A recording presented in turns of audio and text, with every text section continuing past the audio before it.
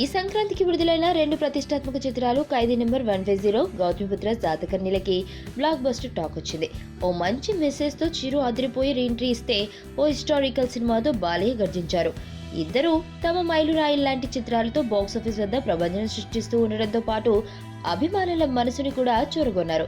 దీంతో ఆ లెజెండ్స్ పై ఫ్యాన్స్ నుంచే కాకుండా ప్రముఖుల నుంచి సైతం ప్రశంసలు వచ్చి పడుతున్నాయి. ఇప్పటికే దర్శకధీరుడు రాజమౌళి వారిద్దరి మూవీలపై పొగడ్తల వర్షం కురిపించాడు.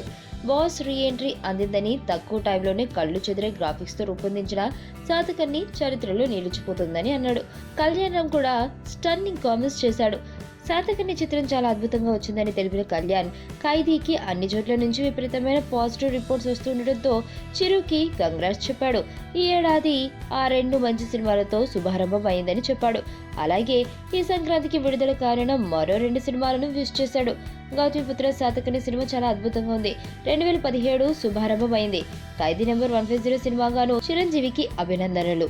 శతమానం భవతి, హెడ్ కానిస్టేబుల్ వెంకటరామయ్య సినిమాలు కూడా బాగా ఆడాలని కోరుకుంటున్నా అని ట్వీట్ చేశాడు. శాతకర్ణి రిలీజ్ కి ముందు రామ్ చరణ్, అల్లు అర్జున్, సాయి ధరమ్ తేజులు ఆ మూవీని బాలయ్యని విష్ చేయడం, ఇప్పుడు చిరుకి కళ్యాణ్ కంగ్రాట్స్ చెప్పడంతో ఇరువురి అభిమానులు సంబరాలు చేసుకుంటున్నారు.